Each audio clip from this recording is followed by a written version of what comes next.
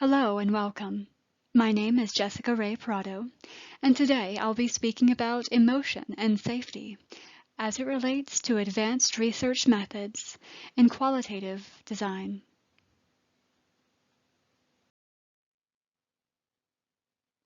Today's topic is the collaboration between emotional intelligence and domestic violence education.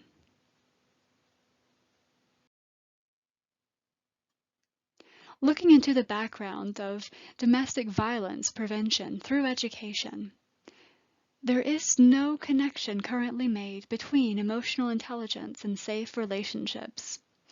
Emotional intelligence examines the space in between relationships, the relationship to one's own self-awareness, social awareness, and that of safety of a fictional friend will serve as a foundation for a game that's specifically designed for teenagers and safe dating practices.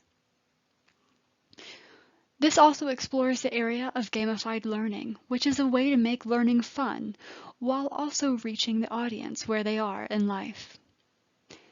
The output of this qualitative data will result in new narratives for fictional friends and an educational tool that I'm designing to prevent domestic violence.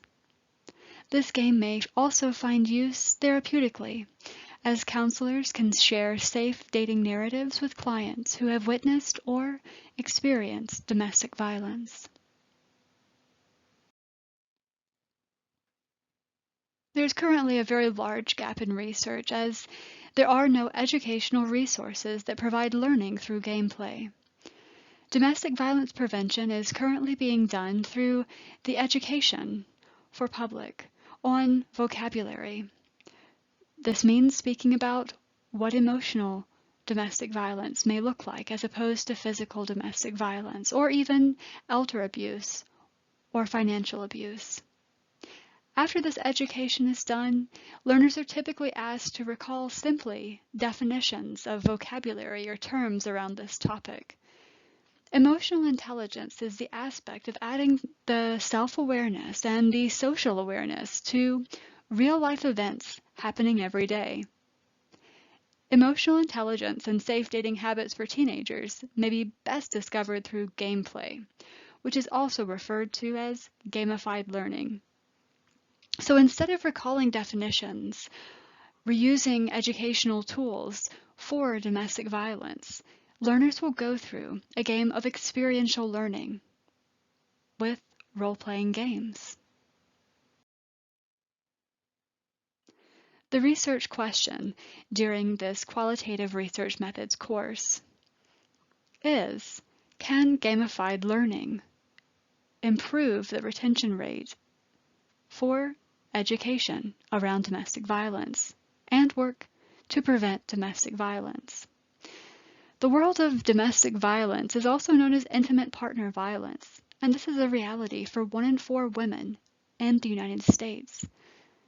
This does not include men in the United States. This does not include global presentation of what we know of as domestic violence and intimate partner violence. If an educational tool such as this can help prevent occurrence and rehabilitate survivors while also teaching the foundational aspects of emotional intelligence, then this initiative will be a success. The hypothesis is still being formed. What may be coming is an observation of behavioral traits.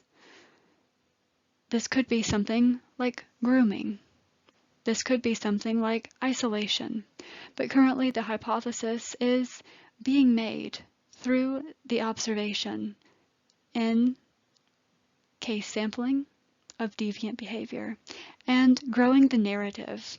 At present, I am just one person identified as a cisgendered woman, and I'd like to build out this narrative in this game so that those who are Black, Indigenous, people of color, those who are lesbian, gay, bisexual, transsexual, queer, intersex, asexual, and things like this, are able to be included in the game.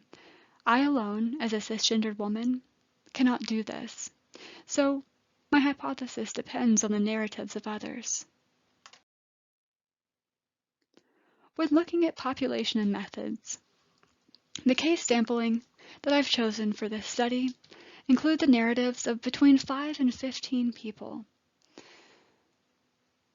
I will gather data using the phenomenological approach and deviant case sampling. Then I'll place this into the EQI model of emotional intelligence. From there, the data will need to be analyzed. Jackson 2017 has provided to us the steps called phenomenological reduction, imagination variation in essence. What this means to me is that I'll be able to take the narratives, not just of myself, but also of between 5 and 15 people who've experienced unsafe love. I will be able to categorize their experiences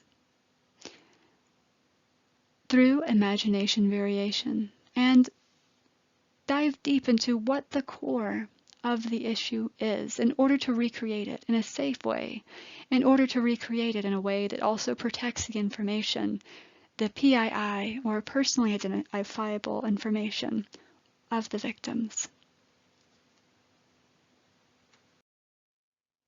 Thank you for listening to this presentation. I've used the following references: